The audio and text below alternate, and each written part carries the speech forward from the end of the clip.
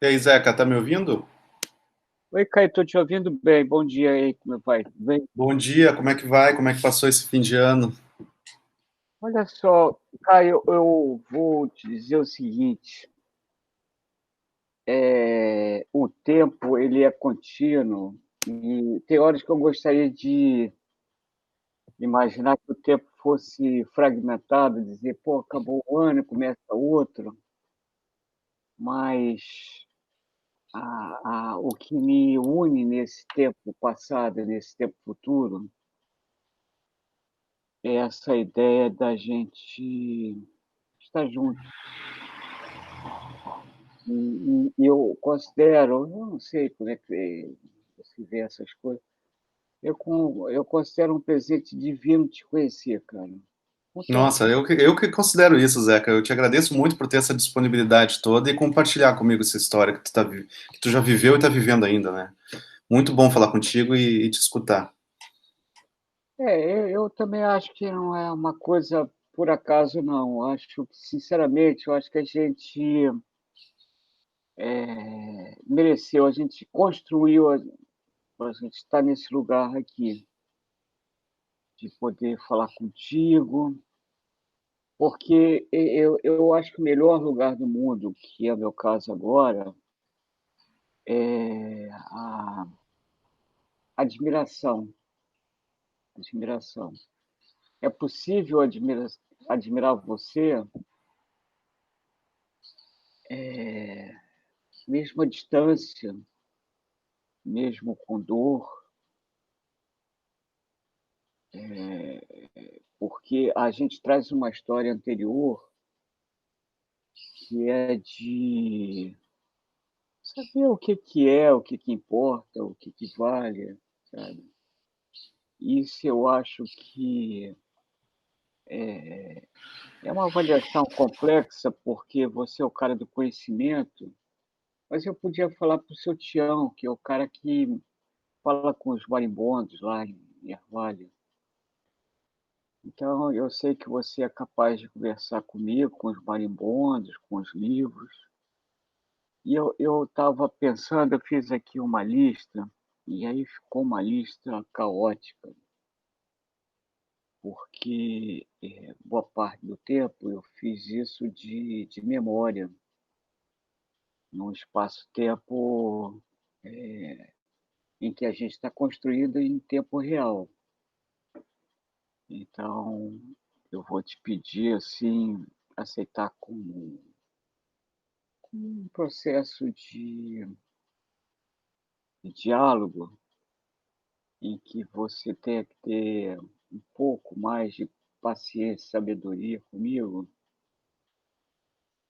porque generosidade eu sei que você tem em sobra, tá certo? Mas então eu queria botar a bola em jogo. Posso começar a falar? Sim, Zeca, na verdade queria te reforçar isso. Quando eu converso com vários fotógrafos, enfim, até com pessoas da minha família, né? Qualquer pessoa que tenta rememorar o seu passado, às vezes a memória não vem numa ordem cronológica. E não te preocupa com isso, até porque o meu trabalho enquanto historiador é fazer uma organização disso a posteriori, né? Então fica bastante à vontade, pode dar os teus retornos, vai para frente, não tem problema nenhum. A única coisa, talvez no meio assim da tua fala eu te peça um ou outro momento para lembrar pontualmente de nome, né, caso tu consigas. Mas vamos começar. Uma das coisas que eu não sei se eu posso te propor isso, eu queria, não sei se está nessa lista que você organizou, a gente começar a conversar um pouquinho daquela tua experiência que você teve na Inglaterra. Não sei se a gente pode começar por aí. O que que tu acha? Acho maravilhosa. Eu só quero te dizer, se o tempo é algo que é difícil a gente, vamos chamar, organizar numa ordem, o espaço afetivo, o espaço mental também tem horas que vai além da nossa razão. O que eu andei pensando,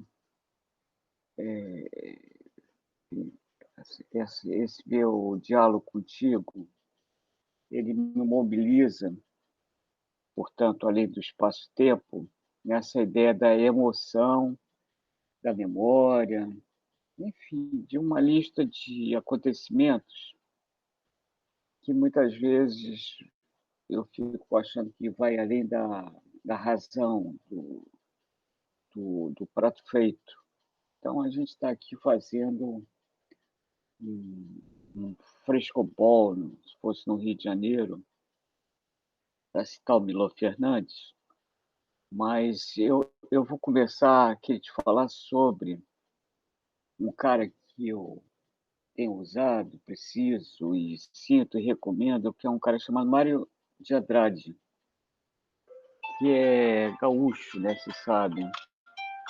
Eu fico pensando no Mário de Andrade, Uhum. por- porque o Mário de Andrade, ele tem uma coisa que, mais ou menos, ele fala o seguinte, isso daí nem dessa imperfeição que eu vou te falar, porque é de cabeça mesmo.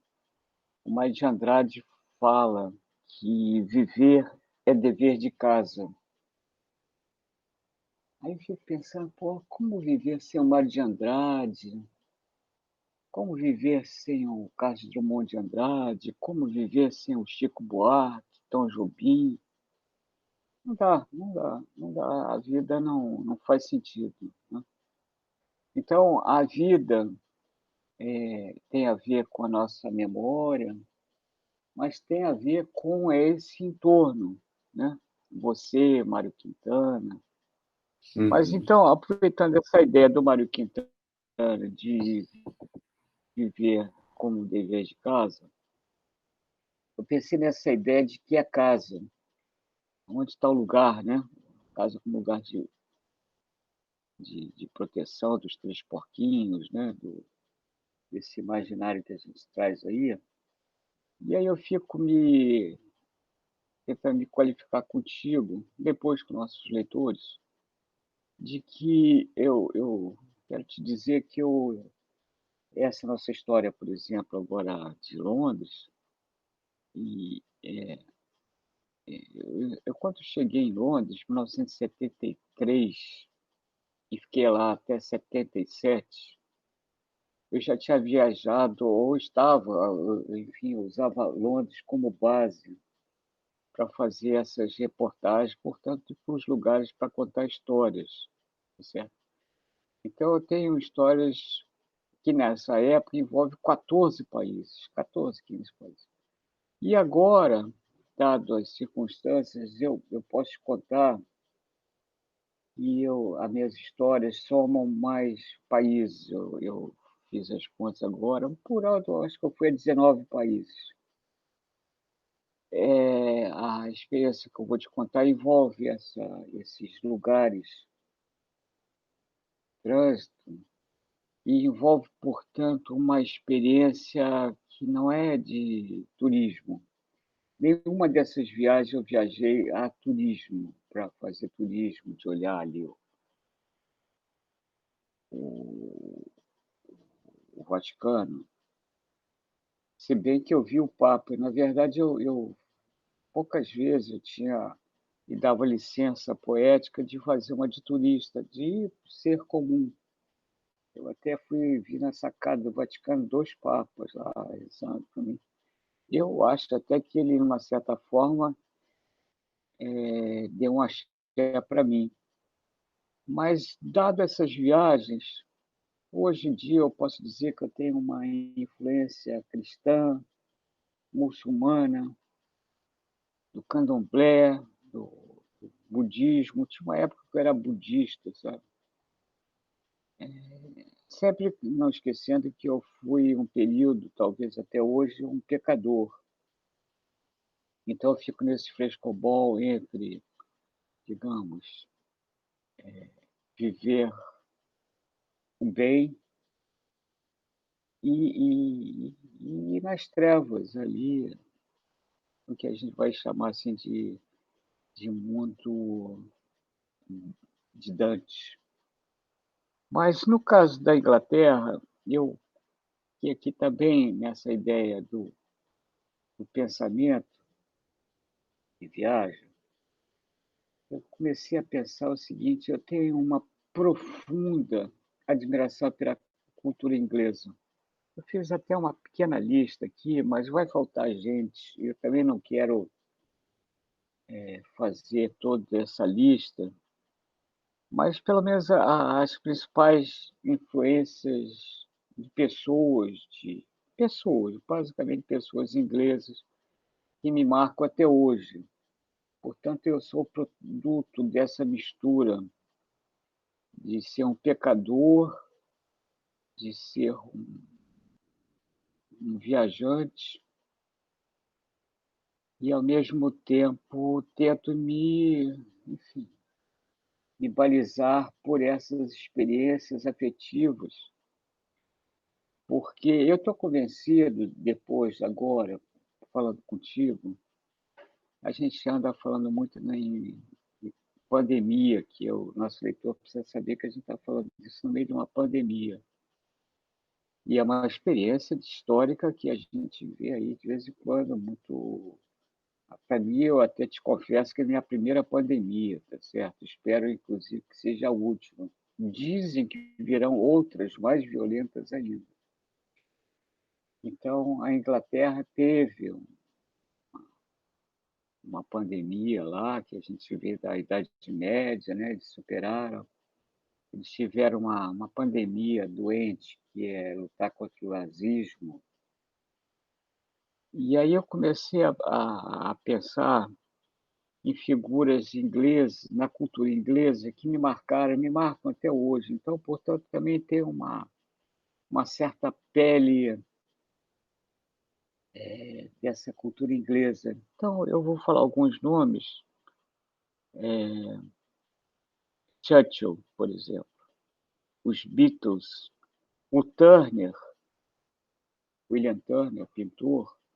Eu tive em Londres agora, há 3 anos atrás, para fazer uma exposição. Uma das questões que eu fiz questão é de ver o Turner. Eu ia todo dia, como oráculo, me rezar vendo o Turner, certo? Tem o Constable, mas tem os Beatles, tem o Blow Up, foi um filme do Antonioni, tudo bem, mas a Inglaterra ela é receptiva aos Antonionis e fez o Blow Up, que é um filme que me marca até hoje, né?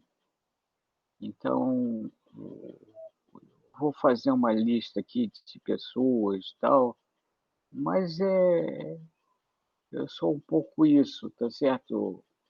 Zeca, Hum? me conta um pouco mais sobre o William Turner e sobre esse filme do Blow Up do Antonioni. O que que você lembra assim que te marcou muito enfim, me comenta um pouquinho mais sobre eles.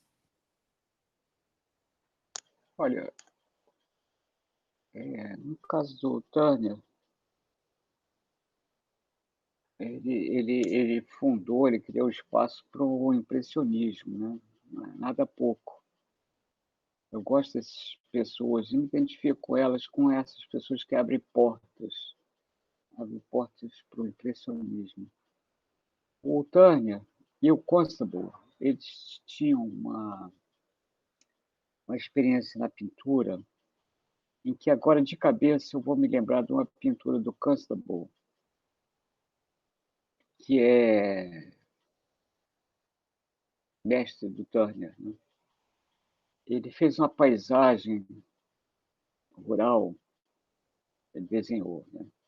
Pintou uma paisagem rural em que tinha um rio, um riacho, na verdade, uma casa, um barco, um pescador, tudo, umas vaquinhas lá no fundo. E aquilo que eu acho que está no nosso inconsciente coletivo, ele pintou nosso. E foi aplaudido, consagrado, quando. Porque eu volto a dizer, quer dizer, mesmo a pessoa, aspas, ignorante, ela sabe o que é bom. E quando as pessoas viram esse quadro, dessa paisagem rural do Constable, ele foi logo imediatamente homenageado, coisa que é bem tipo da Inglaterra, que a gente trabalha no esquecimento, mas lá não, ele foi homenageado. Mas o Constable era um cara assim desses ingleses que eu admiro, sabe? Ele ficou ali, matando e tal. E depois, parece 15 anos depois, cara, dessa pintura estar consagrada, pronta, vendida no museu, todo mundo achando. Ele voltou e dizia, cara, está faltando vermelho nessa pintura. Então, ele colocou um peixe, ele avermelhou um peixe, que é um detalhe. 16, 15 anos depois, 16, 17, 15 anos depois, para arredondar. E ele, dessa paisagem, que era basicamente verde e azul, ele pontilhou uns vermelhos.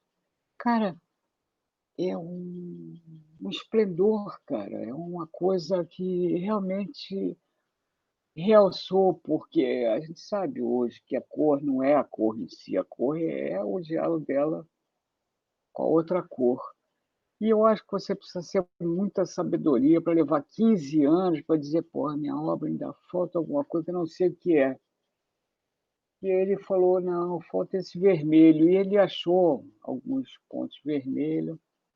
Tem uma vaquinha lá atrás, que ele também deu uma ajeitada, um pequeno detalhe, mas o que me chama a atenção, o cachorro, o cachorro. O cachorro, ele tinha no primeiro plano à esquerda, tinha um cachorro zebrado, assim, meio com a língua de fora. Cachorro bom fica com a língua de fora, né? Aí, cara, ele pegou um outro tom de vermelho para fazer a língua do cachorro. E aquilo, cara, criou toda uma atmosfera pictórica, tá certo? Para sair do lugar comum para ir para um ambiente artístico, tá certo? Às vezes a gente pensa que o lugar artístico ele está ali, mas o lugar artístico não é natural, né? O sol ele não está ali para iluminar o sol, o sol está ali para iluminar as pessoas. As pessoas precisam perceber que elas estão no mundo que é uma cortesia da natureza, tá certo? Mas esse detalhe do Constable com na língua do cachorro, em vermelho, para mim foi muito marcante. Portanto, Turner percebeu essa história e que a arte e a pintura, né, ia além da própria figura e começou a criar, então, toda uma subjetividade. Bem, tinha Fogg, tinha toda uma dificuldade para enxergar, vamos chamar assim, o cais na época, né? Estava falando de 1800 e... Agora tu me pegou, 1850, 1800 e tal, por aí. Tinha Fogg e tal, mas ele cria toda uma atmosfera para o impressionismo, que o Monet foi depois também com dificuldade de ver o sol, né? E pintou todo o que a gente convencionou chamar assim, coisa de impressionismo. Então, o impressionismo ele desloca a ideia do olhar objetivo para um olhar subjetivo, que inclui a história do espectador. É como se fosse hoje em dia a gente pode dizer uma experiência quântica, né? A vida depende do olhar do espectador, de quem julga ali. Então, o Turner aí, para mim, são marcos. Eu poderia ficar horas falando sobre eles, porque eles são cheios de universalidade, detalhes, e eles transportam você para um outro mundo, como o Quintana, que torna o nosso mundo o melhor possível, sabe? Outra questão que você levantou, qual foi? Foi do filme do Antonioni, Blow Up. O filme do Antonioni, Blow Up. Blow Up, então, Blow Up em inglês, quer dizer, eu entendo que é uma ampliação dentro de uma ampliação dentro de uma ampliação, né? Que também tem a ver com essa ideia da coisa em transformação. A história em si é uma história de mistério, mas a narrativa é baseada na experiência do olhar de um fotógrafo que vai fotografando e descobre um romance proibido, depois um vestígio de assassinato. Mas até então, assim, normal, isso aí a gente já tinha visto na literatura, né, mesmo na Agatha Christie e tal. Mas o que me impressionou mais no Blow Up foi uma história contraditória até, né?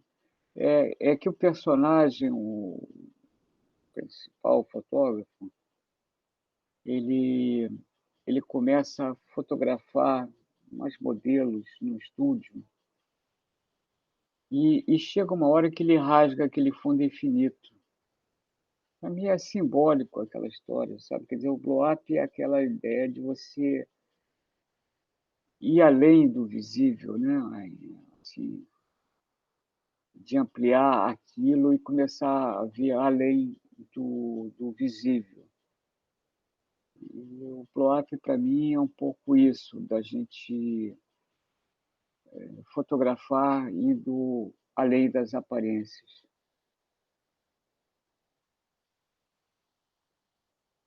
Maravilha, muito obrigado, Zeca. Quais são as outras pessoas que você lembrou aí? Bom, tem uma pessoa que eu já vou começando pelo final, que é uma pessoa que me marcou muito, chamada Sue David. Eu tenho dois períodos na Inglaterra, um período eu usava a Inglaterra como base para fazer essas viagens, essas 14 viagens. E um segundo período que eu fiquei mais residente na Inglaterra, fui morar em Holland Park, onde fiz questão de morar em Holland Park por causa do filme Blow Up. Ele é bem desse cenário, é bem ali do lado do Porto Belo e tal, tem essa feira, mas é porque era Blow Up, né? Então fui morar em Holland Park. Imagine quantos lugares eu já morei, quantos lugares eu já morei no Rio de Janeiro, quantos lugares, quantas casas eu já levei para dever de casa, né? Mas no caso da Sul David, ela é um, ela é o meu período londrino. O meu período anterior era um período que eu vou chamar ligado à Editora Abril. Então, o que é um período que a Editora Abril me colocou já mais parado em Londres, o que foi assim uma ameaça muito grande ao correspondente de texto, porque o correspondente de texto ele é uma figura muito frágil, porque na verdade ele é repórter, ele não vai aos lugares, ele recorta notícias. E o fotógrafo ele sempre ameaça esse ambiente porque ele vai aos lugares. Ele é o olhar do leitor. E na época de Editora Abril ainda tinha um vínculo muito grande com o leitor. Eu volto a te dizer que na época, quando comecei no Placar, a revista vendia semanalmente 50 mil exemplares, e no período que eu tive lá, o Edil Vale Júnior estava vendendo 350 mil exemplares e a gente estava começando a criar novas fronteiras. A gente estava abrindo portas para a Fórmula 1. Eu até tenho um episódio que eu fui fotografar Silverstone e é um espetáculo corrida de carro. Para mim é um espetáculo até hoje, porque é um show da engenharia, da inteligência humana, do design, do desafio, dos heróis, do Jimmy Clark, enfim, do Ayrton Senna, dessas pessoas, sabe? Até um patinete rápido, a Inglaterra agora homenageia o Lewis Hamilton como um Sir, né? E é também um lugar de designer e tal. Faz parte da cultura inglesa, corrida de automóveis, Fórmula 1, principalmente. E eu fui nesse ambiente, vamos chamar assim, nesse, nesse santuário da engenharia, dos heróis, e cruzava com os caras, fotógrafos da Reuters, que eu conhecia alguns, porque eventualmente eu despachava, mandava fotos via Reuters ou via DPA, que é a agência alemã, e todos eles muito bem pagos para estarem fotografando aquilo, usando lentes caríssimas, lentes de US$ 100.000, tá certo? Canons e tal. Caras de 2 metros de altura, tudo, sabe, raça pura, aqueles caras, pô, inteligente, sagaz, tá certo? E credenciado. Você imagina você chegar no lugar com a credencial da Reuters, tá certo? Mas eu falei, sabe uma coisa? Eu sou do placar, cara. Eu só fiquei folgado. Eu sou baixinho, filho de jockey, mas eu vou fazer diferente. Minha única alternativa é fazer diferente. Eu não estou aqui com a 300, 400, mas eu vou meter uma 500, uma lente de 500. Vou ficar ao contrário desses caras, tá certo? Ao invés de eu fazer a largada, por exemplo, né, como todo mundo faz, que é de frente para os carros, eu vou fazer a largada pelo traseiro dos carros. Isso conversando comigo, porque a boa parte dessas viagens eu fazia sozinho. Eu tinha, às vezes, um diálogo comigo conflitante, porque eu queria fazer uma coisa e aquele outro de mim falava, ô, meu irmão, porra, não, sabe? Ah, um feijãozinho com arroz. Eu falei, não, meu irmão, o que é isso? Eu vou encarar esses caras da Reuters, eu vou dar mole para eles. Não, não vou mesmo, não vou mesmo. Aí eu inventei um ângulo. Lá você tem poucas opções, você não tem carro para dirigir, você não é mecânico, então você tem que fotografar o quê? Achar ângulos. Eu falei, vou fazer a saída de Fórmula 1 de costas. Falei, porra, de costas como? Por quê?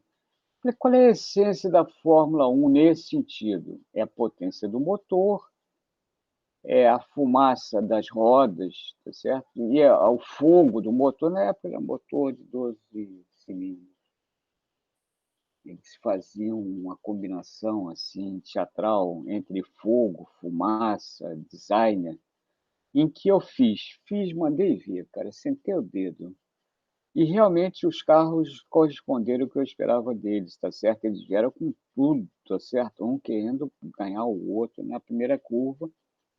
Mas eu falei, sabe uma coisa? Eu, para mim, já ganhei essa corrida. Para mim, e o placar que tinha lá do outro lado, porque não adianta você ter frescobol contigo mesmo. Você é meu parceiro de frescobol, sabe disso. Do outro lado tinha o Edil Vale Júnior. O Edil Vale Júnior pegou aquela foto, que é um abstrato. Você vê vídeo e mexe, eu falo em fotos do pé, o homem do pé na lua, não sei o quê. É uma coisa que fica meio abstrata, mas o leitor, ele quer uma coisa novidade, tá certo? Porra, fotos da Reuters já tem há 100 anos, o cara faz aquele jeito, bem feito, ganham bem, tem... Mas assim, um baixinho, folgado, filho de jockey, porra, não tem muito por aí. E o Edil, tá bem, não tá nem para corrida de cavalo, nem de carro, viu que a foto era boa, porque você também tem que ter um editor que gosta do leitor, mas gosta de foto. Senão não tem um papo. Né? E pegou aquela foto, foi em cromo. Aliás, para chegar a esses cromos, foi uma epopeia, porque eu achei que eu morri 3 vezes na estrada, porque o Edil, meu parceiro lá, o diretor daí, ele me arranjou um piloto de Fórmula Turismo, campeão europeu, um português, Manuel, não sei que tal, e botou de carona com o cara para me levar de Silverstone até o aeroporto de Londres. Olha que luxo. Só que o cara é campeão europeu de turismo, tá certo? Porra, o cara dirigia como se tivesse para ganhar corrida. A natureza dele é essa, tá certo? O cara, ele tirava cada fininho, cada não sei o que. Isso eu vou falar uma boa. Eu sei que nem sempre é assim, mas é a 250 quilômetros por hora, cara. 250 por hora e eu ali, eu falei, porra, cara, eu vou entregar a Deus, vou entregar a vontade desse maluco, desse português. Gente boa, ainda falava isso. Aquilo é natural, tá certo? É natural pro cara andar assim, então. Então o filme chegou, o Edil foi lá, editou, e a revista abriu em página dupla. Cara, os leitores adoraram, é aquela história do pôster da Marilyn pelada, tá certo? Os caras adoravam. Né? E só tinha aquela foto, não tinha? Você não vai na Reuters, vai achar aquilo. Tá certo? Mas aí a editora Abril mudou, cara. A editora Abril foi mudando, foi mudando. Eles começaram a botar uns caras estranhos, a editora Abril. E ainda consegui fazer uma reportagem em Brixton, que era um bairro negro que estava com um conflito racial. E eu falei para o correspondente que achava que eu tinha que fazer essa reportagem e tal. E o cara, não, não faça isso, é muito perigoso, você vai sozinho, não posso ir contigo, não tem. Não, eu falei, ô, meu irmão, vamos ver o que, que acontece. Eu sou do Rio de Janeiro, lá PM bate em estudante, isso aqui, gás lacrimogêneo, eu fiquei viciado nisso. Eu sou malandro, mas eu vou no sapatinho, vamos ver o que acontece. Aí fui para Brixton sozinho, na época até com uns 5, 10 rolos de filmes e tal. E desci da estação de Brixton, peguei a esquerda, não conhecia nada, na intuição. Porque o fotojornalista tem que ter intuição. Daí a vantagem de você ter experiência. Aí peguei a esquerda e fui para uma rua de um cenário assim, cara, um cenário de filme, cara. Assim, aquele prédio de esquina, interessante, aquele desenho, uma coisa. Para mim era uma coisa assim, bem designer, sabe? Mas embaixo tinha um grupo de uns 6, 8 caras, tá certo? Realmente suspeitos. Eu falei, sabe uma coisa?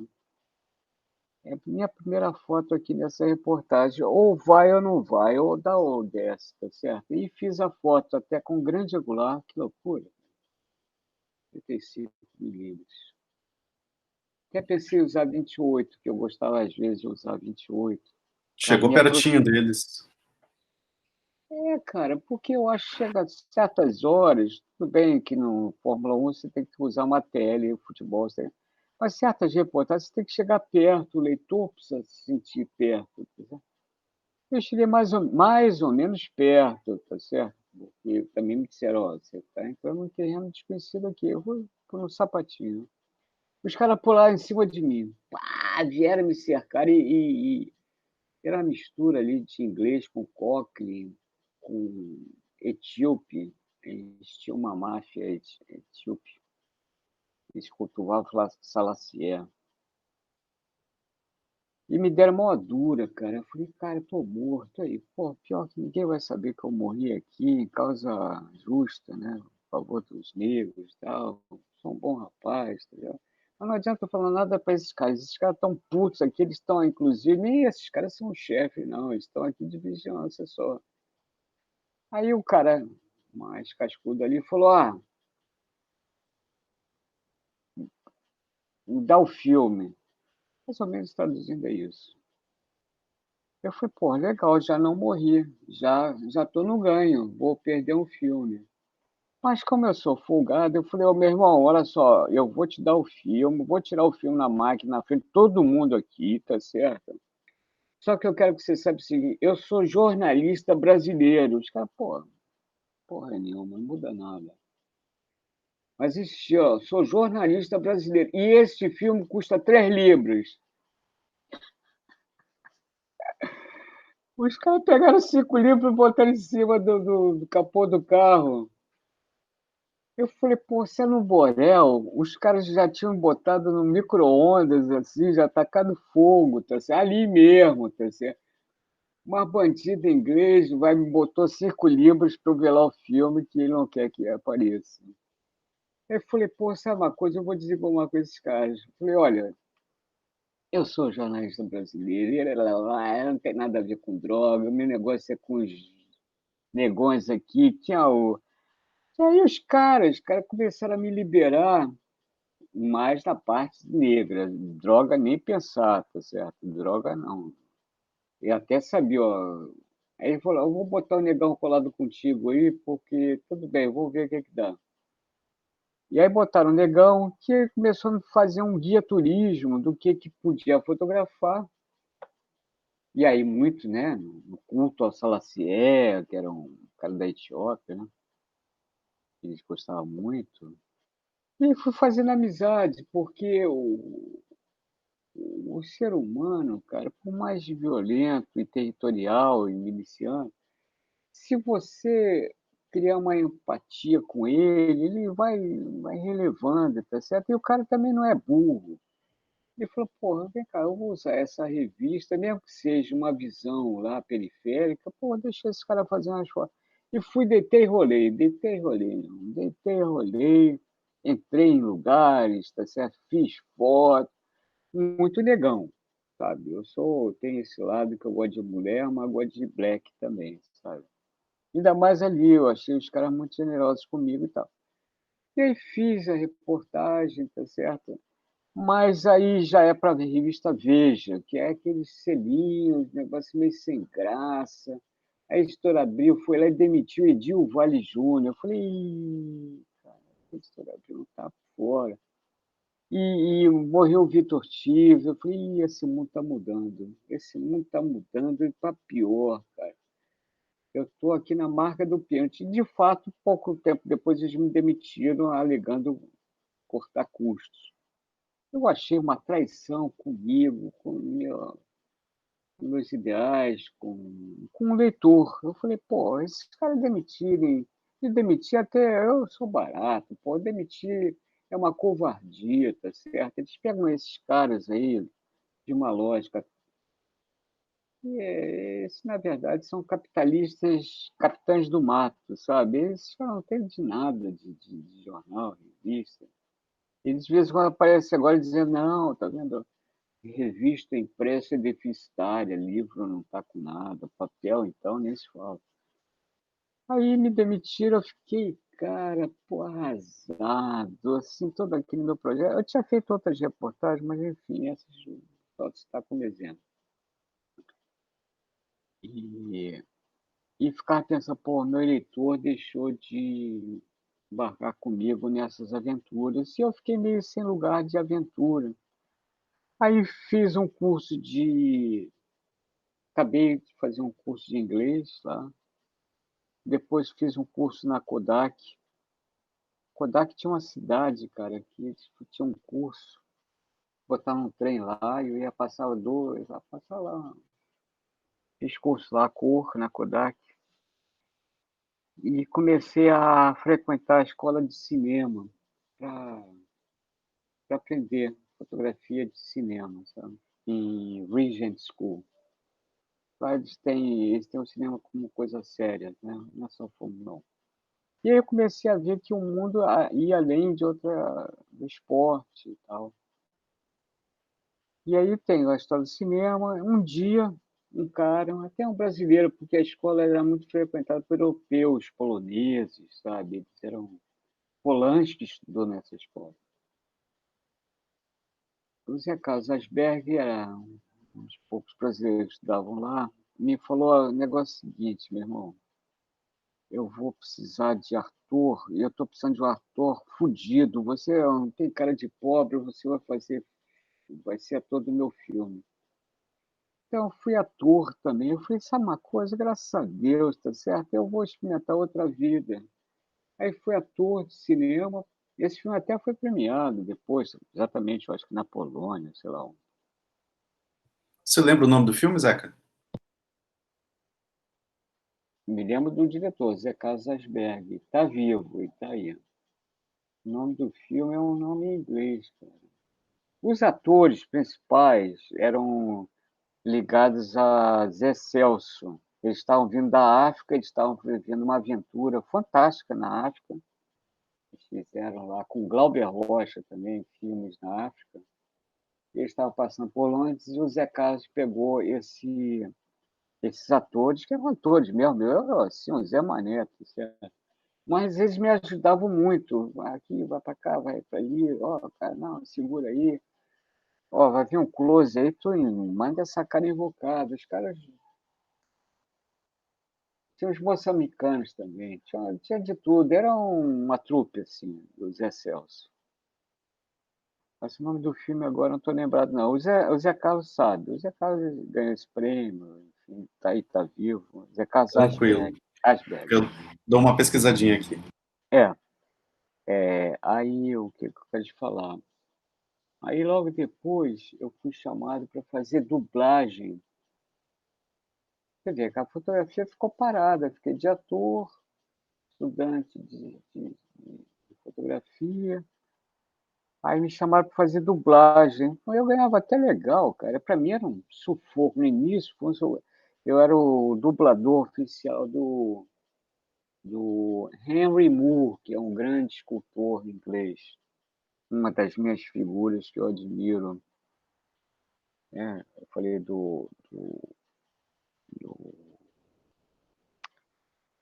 do Churchill, mas o meu querido o personagem eu também admiro muito. Henry Moore, recomendo também que tenha uma olhada nesse cara. Mas então eu comecei a flanar pela Inglaterra. Pela Inglaterra não, por Londres. Flanar. Era dublador, tinha uma grana, estava casado. E a vida ia seguindo, mas você vendo em Londres, antes na época, Londres agora não é tão assim não.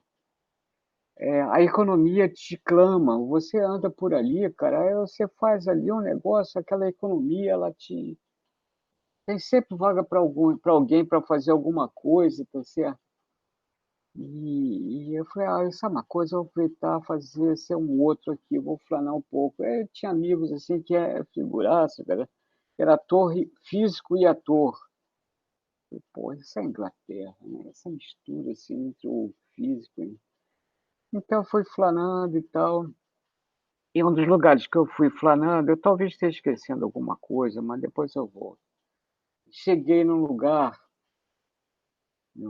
porque lá eles trabalham muito. Eu, até uma época eu achava que isso fosse uma solução para o Brasil, mas o Brasil tem horas que é complicado mesmo. Eles trabalham muito com voto comunitário, é o voto distrital, sabe? Então eles trabalham muito com bairros, tá?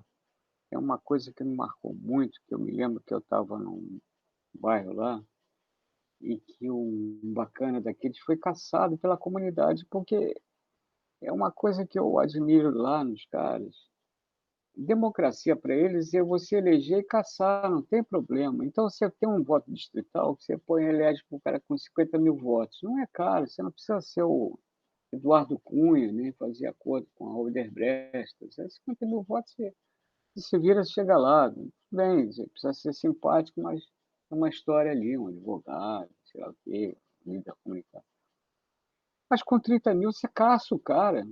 E uma das coisas que o cara é obrigado, como deputado, ele é obrigado a dar plantão para os leitores, perdão, para os eleitores, eu acho que 2 vezes por semana. Então você tem lá, basicamente eles têm dois partidos, tem um terceiro partido, mas dois partidos por bairro.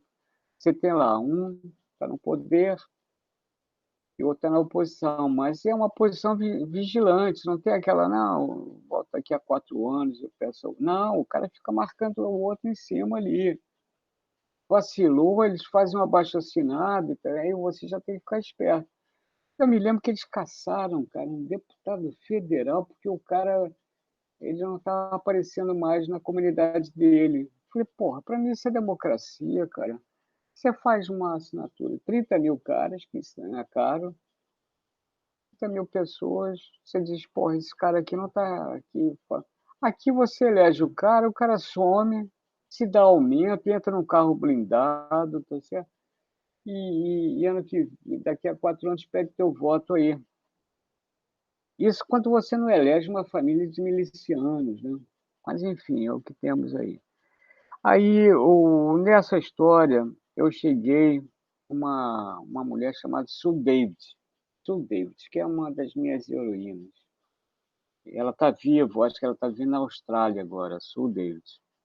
E a Sue David estava com uma ideia de fazer um centro cultural para fotografia, especificamente para fotografia. E eu fui voluntário dela, eu virei o braço direito da Sue David. E ela, Sue David guerreira, cara, ela arranjou um prédio, uma casinha, na verdade, um lugar meio assim abandonado, que ela conseguiu, e conseguiu um dinheiro da prefeitura, que eles chamam, prefeitura local, dentro,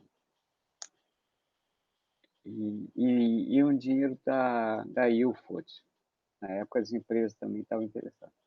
Ela deu uma garibada no espaço e fez a Photographers Gallery. E eu participei intensamente desse projeto da fotografia. Aí eu falei, cara, eu vou fazer isso no Brasil, cara. Eu vou fazer isso no Brasil. Isso aí é um caminho para a fotografia, tá certo? O fotógrafo não é para ficar só empregado da Reuters, ele tem que fazer a arte dele também, mostrar e vender, fazer, articular. Eu até estive em Londres há uns 3 anos atrás, fui lá, fiz questão de visitar. É um prédio hoje, é um prédio de 3, 4 andares, cara, tudo arrumadinho, lotado, cheio de gente, tudo. Aqui a Funarte fechou a nossa galeria. Aqui, tá certo? A gente, comparando lá, os caras ganham dinheiro com isso, arte e cultura, e aqui a gente vive de histórias de milícia. O, o, e está arriscado mesmo votar nesses caras, enfim, o que temos? No caso da Photography Gallery, eu falei, sabe uma coisa, a minha experiência londrina está acabando. A Editora Abril já não é mais o que era. Aliás, diga-se de passagem, coincidência ou não, 6 meses depois de eu sair da revista Placar, 8 meses depois, 6 meses, né? E fecharam a revista. Eu falei, pô, esses caras são fantásticos, esses novos empresários, eles são fantásticos. Esses caras conseguem demitir 350 mil leitores, no mínimo. Que conversa é? Em uma área, como é que você. Pô, o Brasil é um lugar assim, jovem, cara. A gente tinha patrocínio para a Fórmula 1, tá certo? Até o Copersucar queria botar dinheiro no projeto. É, estamos abrindo portas para a Fórmula 1, estamos abrindo portas para o tênis, que eu fotografei também, campeonato de tênis lá, que é outra coisa séria, que é outra coisa que eu aprendi, que é muito legal. No caso do tênis, eu tive a ajuda do Thomas Koch, outro gaúcho também. Outro grande brasileiro. Mas aí os caras conseguiram uma façanha de fechar a revista Placar. Eu falei, pô, existe o que a gente vai um dia descobrir, o chamado genocídio contra as populações. Mas existe um genocídio que ninguém fala, que é contra o leitor. Ninguém fala que esses caras, um dia você vai descobrir quem fez isso, mas é um processo, tá certo? É o próprio Auschwitz. Você não tem um cara que fez, você tem lá o Hitler e tal, mas é um processo. Os caras conseguiram fechar uma revista com 350 mil leitores, cara, cheio de publicitário querendo conversar, enfim, esses caras são genocidas, tá certo? É um Uma tipo de. grande engrenagem capitalista, né? Acho que o nazista que tu está tentando lembrar talvez seja o Adolf Eichmann, que Isso, gerenciou. ele. Há uma associação capitalista de otimizar o tempo para fazer aquilo. Mas no caso aqui é um capitalismo às avessas, porque você mata a galinha dos ovos de ouro, certo? É um genocídio estranho. E todo mundo acha a coisa mais normal. Normal, você demite os teus leitores, não, normal, tá certo? Vamos falar mal do Hitler, mas aqui esses caras a gente não fala, não. Mas aí eu achei que minha experiência em Londrina já estava se esgotando, e aí resolvi vir para o Brasil e apresentei já na abertura política do Brasil, em 69, um projeto que a gente convencionou de chamar, enfim, foi chamado lá de Núcleo de Fotografia da Funarte, e teve um papel, acho que relevante, eu até anotei aqui rapidamente, eu vou te falar já para que a bola está na área, eu anotei aqui rapidamente uma das coisas que a Funarte fez, e depois eu posso aprofundar. A primeira exposição de fotografia da Regina Alvarez foi na Funarte, que é Pinholo. Nenhuma galeria, mesmo hoje em dia, dado esse tal capitalismo safado, às avessas, faria o que a Funarte fez, que é o papel do Estado, que é você de mostrar novos caminhos da fotografia. A primeira a exposição de fotografia no Brasil, de Sebastião Salgado, foi lá com a gente, na Funarte. A primeira exposição no Rio de Janeiro, de fotografia individual, do Miguel do Rio Branco, foi lá com a gente. Tá? O João Leite me procurou com a coleção caótica, que estava uma confusão danada, para publicar o acervo do Marco Ferrez. Aí não só eu comecei a organizar, depois o Pedro finalizou, o Pedro Vasques finalizou, publicou, ganhou toda a fama que ele precisava e merecia, mas eu comecei ali a organizar o acervo do Marco Ferrez e consegui uma verbinha para a gente ter um fundo Marco Ferrez. Mas também queria deixar marcado aqui é, um trabalho que a gente fez, que era típico da gente fazer isso, era uma coisa que eu achava que era papel do Estado, que galeria comercial não faria isso. Um trabalho do Sérgio Sbragia com crianças. Eu fui a São Paulo, consegui 30 máquinas, filme, revelação, com o Pedro Natal, que era diretor. A Funarte tinha isso muito legal. A Funarte deixava eu, quando ia a certos lugares, com autorização deles, evidente, de rodar o Pires. E o Pedro Natal foi muito, assim, de cara, muito gentil, tá certo? Me liberou 30 máquinas fotográficas. O Sérgio distribui essas máquinas, boa parte, com a ajuda do Almir, lá do Borel, que as crianças do Borel. Foram 3, 4 semanas elas fotografando. Temos, assim, como minha casa, meus brinquedos, tá certo? Depois, crianças de classe média, nessa distribuição dos 30 máquinas. O Sérgio ia toda semana lá fazer esse tour, tá certo? A gente, enfim, bancava alguma coisa, trocava os filmes, explicava para as crianças, a gente revelava, identificava e fizemos uma exposição com um catálogo e arranjamos um ônibus para pegar as crianças do Borel, misturado com os garotos riquinhos da Barra da Tijuca, com os garotos de Botafogo. Cara, é uma mistura danada, tá certo? Os pais vieram de carro por fora, tá certo? Mas as crianças do projeto vieram num ônibus ali e a gente fez um lanche. Cara, uma das maiores emoções da minha vida, cara, porque eles se identificaram, eles viram a exposição em 5 minutos. Pá! Pum! Tá feito, tá certo? A vida é breve. Então, nós fizemos isso na Funarte, eu tive esse prazer, tá certo? Então, a própria ideia da Funarte já é um desdobramento da Sul David, que é um desdobramento dessa experiência inglesa. Eu posso até falar um pouco mais da experiência inglesa, mas basicamente, em resumo, a história é essa. Eu queria que tu comentasse um pouquinho sobre a pessoa da Sul David, como que tu conheceu ela, o que vocês conversaram, E também sobre essa instituição que ela trabalhava. Não sei se tu pode me explicar um pouco melhor sobre isso. Bom, a Sue David já era uma mulher de minha idade na época. Hoje eu acho que ela está bem coroa, não sei. E por estar influenciada, nem sei se ela era inglesa, para ser franco, eu acho que ela era australiana, cara. Não sei porque agora que eu inventei essa história, mas enfim, era uma pessoa assim, dessas pessoas que fazem trabalhos comunitários. Em qualquer lugar do mundo você chega lá, tem um trabalho comunitário. Aqui que a gente não dá muito valor a isso, não, tá certo? Mas lá, se você chegar e dizer, oh, eu quero fazer isso aqui, você vai achar um lugar em que vai ter uma pessoa lá fazendo aquilo. Aí eu podia escolher outras coisas, mas eu tava Sue David. Basicamente era Sue David só, cara. Eu me lembro só dela. A imagem que eu tenho era de uma mulher e,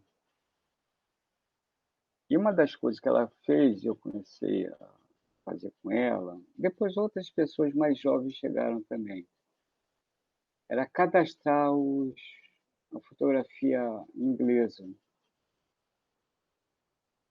Coisa que eu fiz aqui na Funarte. A primeira coisa que eu fiz foi cadastrar fotoclubes, fotógrafos de publicidade. A gente foi fazendo uma lista manual, é o que tinha. E uma das táticas da Sul, que não tinha internet, era mandar cartas para essas pessoas, tá certo? E foi fazendo isso que eu, mais ou menos, vendo como ela fez, eu procurei fazer aqui no Brasil. Mas a Sul é uma pessoa dessa determinada, cara. Na verdade, mesmo na Inglaterra, eu acho que ela é pouco reverenciada, apesar de elogiar as homenagens, mas eu acho que ela podia ser mais homenageada, mais reconhecida. Mas está viva, ainda tem tempo.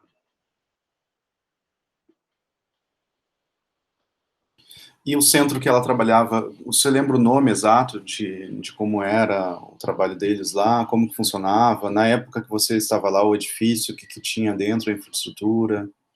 Bom, era uma casa numa viela no centro de Londres, tá certo? Ali paralelo àquelas ruas principais, Oxford Street, tá certo? Mas era uma viela dessas que em filmes de terror você não anda depois das 8 da noite, não.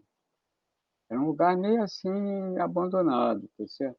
E é um prédiozinho apertado de 2 andares, tá certo? Caído, caído.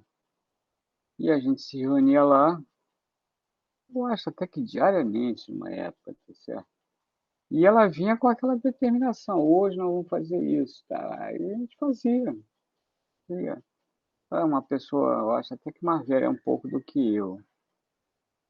E determinada, ela achava que aquilo tinha que ser feito, precisa ser feito, fazer também. Se bem que ela teve a sensibilidade da prefeitura do centro de Londres, que deu o espaço para ela, e o dinheiro da Ilford, que é um capitalismo a favor de fazer investimentos em prol da fotografia. E ela não era remunerada, não era remunerado, e a coisa foi andando. Hoje em dia, é um prédio de 3 andares, chiquésimo, chiquésimo. Hoje a fotografia é uma coisa chique. Hoje você vai para um centro de Londres, tem aquelas galerias, tem foto de Sebastião Salgado por 15 mil libras. Fotografia, tá certo? Como muitas coisas, foi criando status de valor. Eu até conto uma história, e eu fiz uma exposição agora na Embaixada Brasileira, e, e a, eu fiz a curadoria, fiz a montagem, aquela história toda. E é Trafalgar Square, a embaixada, uma ruazinha perto de Trafalgar Square, onde foi um prédio que vendia passagens de ticket de transatlânticos. Eles vendiam ticket do Titanic nesse prédio. É um prédio até mais ou menos três, não, cinco, seis andares, eu acho que da embaixada. Legal, um prédio legal. E que tem duas galerias. Eu usei com Miguel Rijar, perdão. Fizemos uma exposição chamada Frescobol, muito produção do Miguel, mas eu fui fazendo a curadoria e a montagem da exposição. E a galeria, enfim, a embaixada abria às 10 e eu, todo dia, 8h30, 9 horas, ia atravessar a praça, ia sozinho, para a National Gallery. E lá eu abri a minha mochila, porque ainda tem esse negócio de terrorismo, que é chato, mas enfim, você entra de graça. E aí eu ficar horas ali dentro, horas, horas. E de vez em quando vinha assim uma leva de 30 alunos de 30 não, 20 alunos de 15 anos, todo uniformezinho, bonitinho, iam olhar o Turner, que eu estava sempre ali na área do Turner. De vez em quando, porque são salas, são 20, 30, 50, 30 salas, salas pra caramba, pé direito, tudo organizado. Sabe? E tem lá a sala Turner, o Constable ali. Então, de vez em quando aparecia lá um professor de História da Arte e juntava, às vezes, assim, do nada, 30, 40 pessoas. Quem tivesse ali podia assistir de graça. Ele falava, oh, Turner, essa história da língua do vermelho do cachorro, do Constable, o cara me contou na hora, eu não sabia disso, não estava nem escrito em livro nenhum. E aí eu me apegava nesses caras. Esses caras eu procurava saber, ver cá, amanhã o senhor vai falar sobre o quê? Não, amanhã é sobre filosofia grega, no salão tal. Eu falei, porra, vou colar nesse coroa. Aí no final o cara falava, cara, as coisas mais incríveis sobre pintura e tragédia grega. Eu falei, que é isso? Como eu sou ignorante, cara, como esse cara é sábio. Aí eu acabava lá a palestra, em geral meia hora, 40 minutos, uma aula, assim. Ele falava, apontava assim, detalhes do quadro, e pegava um quadro assim. E ficar 30, 40 pessoas em pé ouvindo ele falando, né? Aí no final eu fazia questão de dizer, pô, muito obrigado. Ele falou, não, normal, esse é meu trabalho, volte sempre. Amanhã eu vou estar no salão oval dos impressionistas, vou falar. Eu falei, porra, esse. Só que os caras fazem isso há 300 anos, eles ganham dinheiro com isso é bom negócio, porque é bom negócio para a educação, bom negócio para o turismo, bom negócio para a identidade nacional, e é bom negócio porque você mexe com dinheiro, tá certo? Aqui, o prédio mais parecido que eu pensei que pudesse ser feito aqui é o da Leopoldina, que está abandonado, caindo aos pedaços. Aqui a gente não consegue nem fazer isso. É um desperdício, o país do esquecimento e desperdício. E no momento, provavelmente, a gente tem um miliciano contra as instituições democráticas governando esse país. E talvez seja reeleito aí, ó. E não tem democracia que casse, não. Ele vai para o Centrão e dizer, olha, quem quer dinheiro aí? Dinheiro do povo aqui, Centrão, vamos, pega aí. Ó. Vai ficar com o quê? Vai ficar com o turismo. Aí temos esse turismo meia bomba, o meio ambiente meia bomba, diplomacia um arraso, economia um arraso. É o que temos. Comparando com a Inglaterra está bem. O Brasil não sei se está bem, não, sinceramente. Eu acho até aqui, só um comentário rápido, que eu já estou propondo a gente parar por hoje, mas eu vou Claro, só fica te à falar. vontade. Tá, eu vou até te pensar o seguinte, é longe de mim querer ficar aqui ocupando meu espaço para falar mal desse governo, porque afinal o povo elegeu, tá certo? Mas eu sinto na carne o desperdício de você não ter nada na área do meio ambiente, ao contrário, é um governo contra a ciência, é um governo contra o meio ambiente, é um governo contra a educação. Então, eu comecei até a desenvolver uma lógica, é o seguinte, esses problemas sempre tiveram aí. O que temos agora com a pandemia é que esse negócio ficou muito ampliado, muito evidente, tá certo? A gente precisa de saúde, a gente precisa de educação e tal. Mas eu tô, apesar de tudo, contra a minha natureza, eu tô achando que o que temos é isso aí. No momento é isso. É chato falar isso. Eu tô num momento, você sabe, com problema de saúde. Eu até vou pedir para a gente parar, porque já chegou um certo tempo aqui do meu corpo.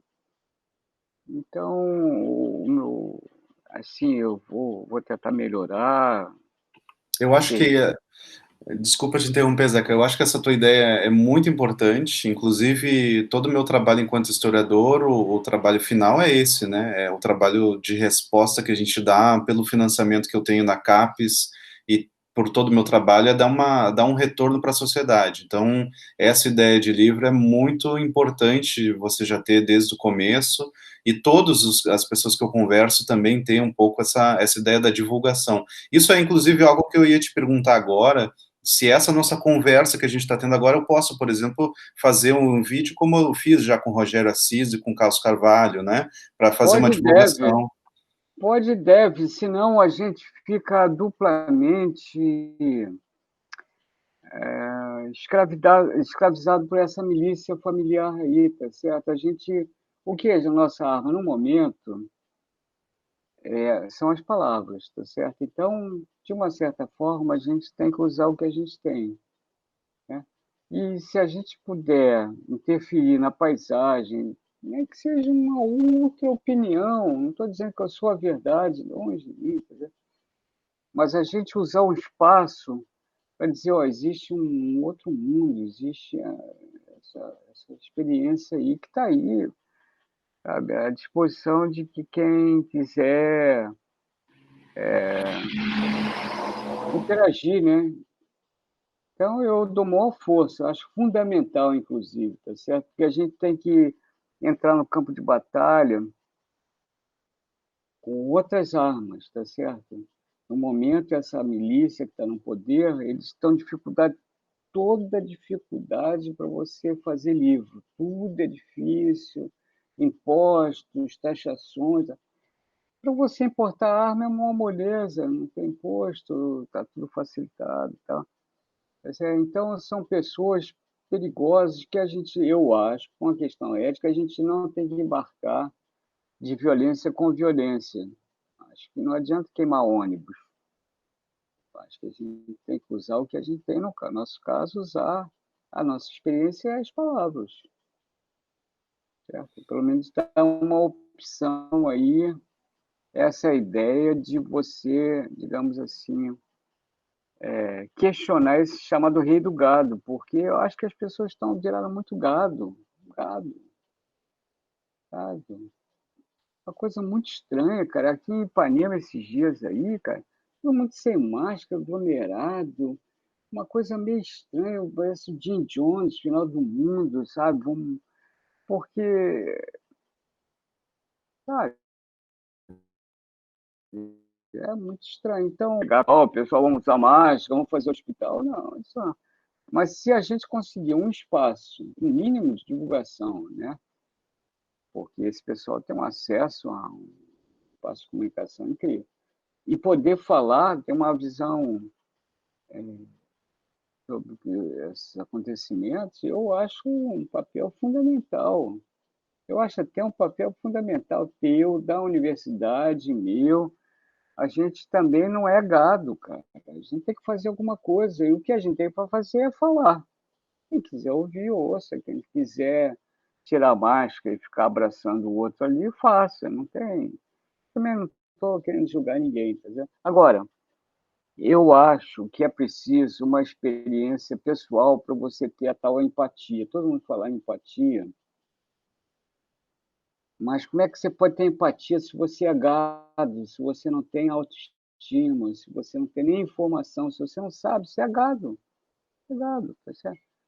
E aí é um problema danado, porque para muita gente, é muito mais confortável você ser gado, você ser rebanho, você ficar no bolo e levantar o braço na hora que o rei do gado pede para você aplaudir. Mas eu não me pode ser minoria, quem quiser. Eu também não quero ser líder de nada, tá certo? Eu só quero ter o direito de falar uma experiência de quem foi a 19 países, quem está envolvido nessa história de fotografia há 50 e tantos anos. Eu também não sou uma pessoa totalmente estranha a esse mundo das imagens, do pensamento. Então, eu não posso morrer duas vezes, tá certo? Eu não posso morrer de esquecimento e nem ficar mudo. Então, por favor, vamos botar a boca no mundo, sim. Por que não? Obrigado, Zeca. O Tá, meu objetivo, entrando em contato com vocês, o meu objetivo sempre foi esse. E tu já é uma grande referência para mim, e já está dentro desse espaço de referências aí, com certeza. Vamos ficar em contato. Te agradeço tá, novamente pela disponibilidade. Essas conversas estão sendo um aprendizado gigante para mim. E a gente fica em contato para ter outros papos aí. tá. Eu só quero te agradecer e reforçando essa ideia de minha admiração por você, tá certo? E por a instituição que você representa, porque eu acho que a gente tem que chamar essas instituições para ajudarem também, o papel também é esse, tá certo? Apesar de tudo. E, e conversando contigo me dá muito otimismo. Aí sim, eu acho que é possível. Não estou sozinho nessa dor. Eu acho que a gente pode melhorar o cenário. E com a tua ajuda, que eu já estou até assim, considerando um parceiro, tá certo? Me honra muito. A gente pode interferir um pouco na paisagem. Né? Então, Pode. feliz ano novo para você, né? Pode, vamos. E feliz ano novo, muito obrigado por tudo, Dom arigatô, e até breve. A luta continua. Até breve, Zeca. Feliz ano Tá? novo. Feliz ano novo, vamos lá, tudo de bom. Um abraço, Tudo até de mais. bom. Tchau, tchau. Obrigado, obrigado, tchau.